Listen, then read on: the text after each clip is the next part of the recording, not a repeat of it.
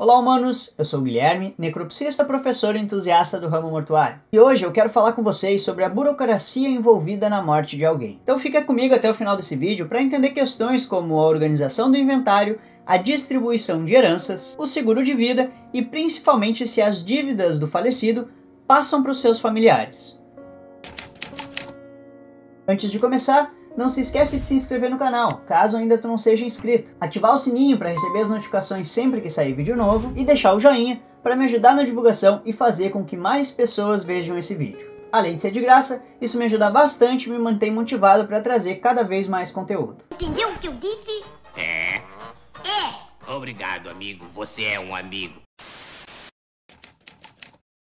Conforme os dias passam, a pandemia avança e infelizmente a morte está cada vez mais próxima das famílias. E conhecer os procedimentos envolvidos na morte de um familiar é um aprendizado que, para a maioria das pessoas, acontece na pior hora possível. É preciso saber que a morte provoca a cessação de alguns direitos e o início de outros. Os procedimentos são definidos por cada município, mas de maneira geral, seguem um padrão. Ocorrendo o falecimento dentro de um hospital, acaba tornando a parte burocrática da morte mais simples, porque no próprio local vai ser emitida a declaração de óbito. Com esse documento em mãos, o familiar responsável pelo corpo deve ir até uma agência do serviço funerário ou casa funerária, e se caso o falecido tenha deixado registrado em cartório a sua decisão pela cremação, ou se a família assim quiser fazer, a declaração de óbito deve ter sido assinada por 2 médicos. Se o falecimento acontecer dentro de uma residência, o processo acaba se tornando um pouco mais complexo. O primeiro passo é ligar para a polícia ou ir até uma delegacia para fazer o boletim de ocorrência, pois podem acabar havendo questionamentos em relação à causa da morte. Depois de fazer o relato na delegacia, um investigador ou o próprio delegado vai ir até o local onde está o corpo, para fazer a averiguação se houve morte natural, causada por um infarto, por exemplo, ou uma morte suspeita, como a motivada por um homicídio. Se for constatada a morte natural, o corpo vai ser encaminhado para o Serviço de Verificação de Óbito, o SVO, órgão que pertence à Secretaria de Saúde, que, sob autorização do familiar responsável, vai fazer a necrópsia para estabelecer a causa específica da morte e, posterior a isso, emitir o atestado de óbito. Mas, caso a família não autorize esse procedimento, a declaração de óbito pode ser preenchida com os dizeres causa de morte indefinida, o que não é recomendável, por isso o ideal é a autorização e realização do exame cadavérico, que para ser realizada no SVO precisa de autorização do responsável pelo corpo. Em caso de morte suspeita, é necessário aguardar o final de todo o trabalho de perícia e investigação envolvendo o corpo, o que inclui também a necrópsia, mas essa que vai ser realizada no Instituto Médico Legal, o IML. Esse órgão pertence à Secretaria de Segurança Pública do Estado e não necessita de autorização dos familiares para a realização do exame.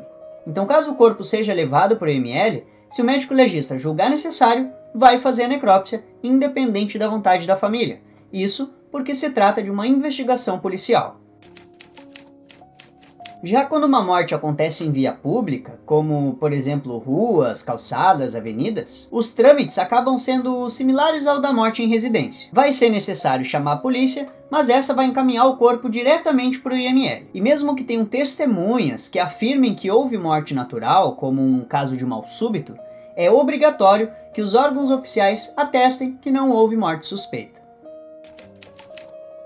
Depois da declaração de óbito ser entregue para a funerária que vai cuidar dos preparativos do velório, após o sepultamento ou cremação, é necessário cuidar da documentação. Nesse caso, providenciar a certidão de óbito da pessoa falecida. A certidão de óbito é o registro do óbito no cartório de registros de pessoas naturais do distrito onde ocorreu o falecimento. Para obter a certidão de óbito, se for contratada uma boa funerária, o próprio serviço funerário vai coletar os dados da pessoa que faleceu para encaminhar para o cartório de registros do distrito onde a morte aconteceu. Posterior a isso, vai ser entregue a um dos familiares um protocolo que possibilita a retirada dessa certidão no cartório. No que diz respeito aos documentos pessoais, a Lei de número 13.114 de 2015 determina a obrigatoriedade de serviços de registro comunicarem tanto à Receita Federal quanto à Secretaria de Segurança Pública sobre os óbitos que foram registrados.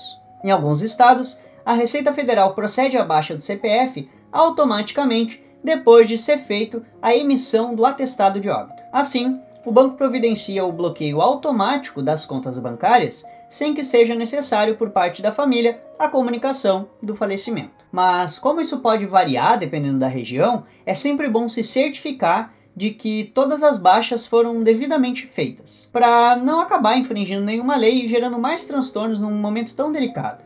Quando o falecido é segurado do INSS, é obrigatória a comunicação ao órgão. Caso a família ou o inventariante não venha informar, pode estar inclusive cometendo crime de estelionato. Então, reforçando, certifique-se de que foi tudo dado baixa corretamente. Se a pessoa que faleceu deixou bens, é preciso fazer um inventário para que o patrimônio seja transmitido aos herdeiros. O inventário é o processo pelo qual se faz um levantamento de todos os bens de determinada pessoa após a morte. Através do inventário são enumerados, avaliados e divididos os bens para os sucessores. O inventário pode ser judicial ou em um cartório de notas. Para essa segunda opção, que passou a existir a partir de 2007, é preciso que as pessoas sejam maiores e capazes, tenham consenso entre si e a presença de um advogado. No processo judicial, o inventário deve ser instaurado dentro do prazo de 60 dias após a declaração de óbito, podendo ser conferido e entregue nos 12 meses subsequentes, mas com a possibilidade de prorrogação desse prazo através de um juiz, por meio de um ofício ou requerimento de uma das partes. Vai ser nomeado o inventariante, que vai ter uma legitimidade para administrar o inventário, sempre prestando contas aos outros herdeiros. Caso não seja feito o inventário, existem multas e penalidades para os familiares. Existe a multa do ITCMD, que é o Imposto de Transmissão, Causa-Mortes e Doação, que é equivalente a uma porcentagem do valor total dos bens. Outra consequência é que, segundo a legislação, os bens em nome do falecido não podem ser repartidos ou vendidos sem o procedimento de inventário. O Código Civil Brasileiro prevê que metade dos bens da pessoa falecida vai ser obrigatoriamente distribuído aos chamados herdeiros necessários, sejam eles descendentes, como filhos, netos e bisnetos, ou ascendentes, como pais, avós e o próprio cônjuge. A outra metade dos bens pode ser destinada a qualquer pessoa da escolha do falecido, mediante a disposição de última vontade, ou seja, o testamento. De qualquer forma, embora tenham regras para a sucessão dos bens da pessoa falecida, cada caso deve ser avaliado de forma específica porque existem exceções. Então, é sempre melhor consultar um advogado. E por último, uma das dúvidas mais comuns dos familiares é relacionada a possíveis dívidas deixadas pela pessoa falecida.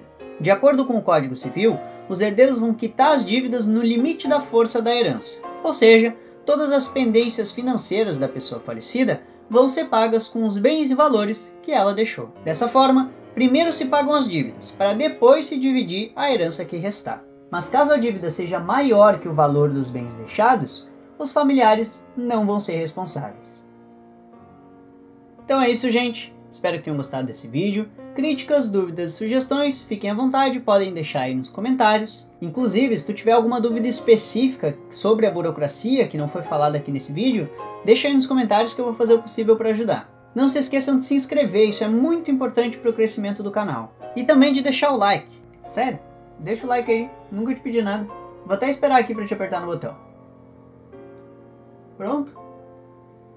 Viu só? Muito simples. Vão ter 2 vídeos aí na tela para tu continuar aprendendo mais sobre o ramo mortuário, só escolher qual tu quer assistir. Agradeço a todos mais uma vez por assistirem e eu acho que eu vejo vocês na próxima.